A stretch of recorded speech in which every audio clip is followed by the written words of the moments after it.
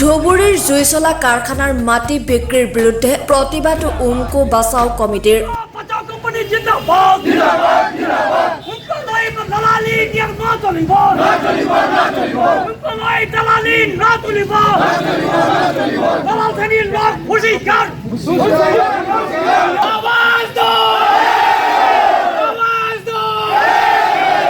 আজি Dhubri AMCO ৰোডস্থিত school প্ৰাংগণত এখন ৰাজহুৱা সভাত উমকো বাচাও কমিটিৰ লগতে দল সংগঠনে বিভিন্ন দিশত আলোচনা কৰাৰ পাছত কাৰখানাৰ সন্মুখত উত্তাল প্ৰতিবাদ সাব্যস্ত কৰে।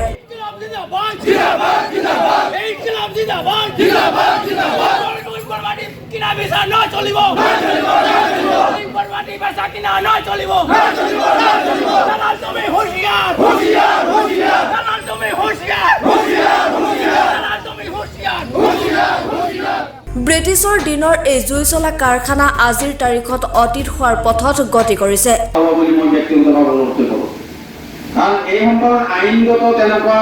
ৰাস্তা বা আইনগত কোনো জাতি ধৰ্ম নিৰ্বিশেষে আমৰা ৰাজনৈতিক দলেৰ পৰিচয় নোহোৱাকৈ সকলে মিলি সকলো দলৰ লগত একলগ হৈ আমি চৰকাৰক এটা হেঁচা দিব লাগিব যে আমাৰ ইয়াত এটা উদ্যোগ এটা হ'ব লাগিবই, আমি নহ'লে আমি মানি নলওঁ।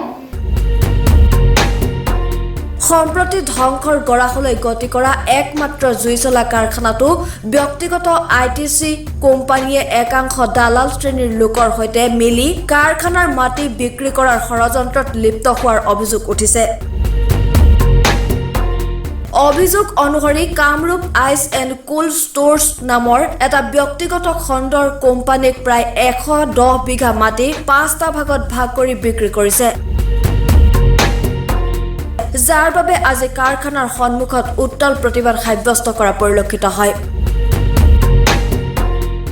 আমি সাজেশনহে দিছো, আমাৰ কথা হ'ল যে যেহেতু এটা ব্যক্তিগত খণ্ডৰ মাটি হয়, গতিকে আমি ভাবো যে আমাৰ ইয়াৰ অঞ্চলৰ অৰ্থাৎ ধুবুৰীবাসী ৰাইজে ইয়াত এটা যেহেতু উদ্যোগ আছিলে, এই উদ্যোগটো যাতে পুনরায় বিভিন্ন নিয়মত বা বিভিন্ন আকারে যাতে আকৌ উদ্যোগ গড়ি উঠিব পাৰে, তাৰ বাবে আমি ভাবো যে আমি এটা জনগণৰ এটা আন্দোলন গঢ়ি তুলিব লাগিব আৰু এই আন্দোলনটো ক্ৰমাগতভাৱে প্ৰতিবাদ আন্দোলন নাথাকি প্ৰতিৰোধ আন্দোলন গঢ়ি তুলিব লাগিব।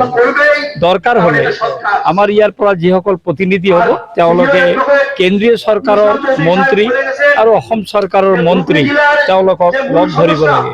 এইখিনিতে আমি এটা কথা স্পষ্ট কৰিছো যে আমাৰ যিসকল নিৰ্বাচিত প্ৰতিনিধি সংসদৰ পৰা আৰম্ভ কৰি ইয়াৰ যিটো MLA তেওঁলোকে ইয়াৰ নিৰ্লিপ্ত, তেওঁলোকে কোনো ধৰণৰ ভূমিকা গ্ৰহণ কৰা নাই।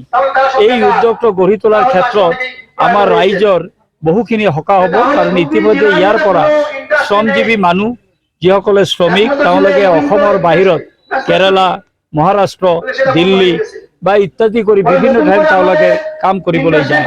যদি আমি ইয়াত উদ্যোগ হিচাপে আকৌ গঢ়ি তুলিব পাৰোঁ বা এই উদ্যোগ প্ৰতিষ্ঠিত হয়, ইয়াৰ বহু মানুহৰ প্ৰায় 2-3 হাজাৰ 4 হাজাৰ মানুহৰ ইয়াত ডাইৰেক্টলি এমপ্লয়মেণ্ট হ'ব আৰু ইনডাইৰেক্টলি প্ৰায় 20-25 হাজাৰ মানুহৰ এমপ্লয়মেণ্ট হ'ব।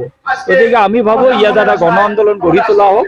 তাৰ বাবে আমি ধুবুৰী অধিবক্তা সন্থাৰ তৰফৰ পৰা এই আন্দোলনত আমি সহযোগ কৰিছো আৰু তেওঁলোকক আমি আমাৰ দিহা পৰামৰ্শ আগবঢ়াইছো।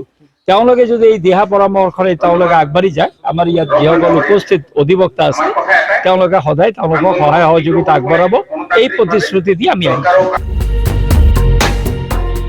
ব্যুৰো ৰিপৰ্ট, দৈনিক অগ্ৰদূত ডিজিটেল।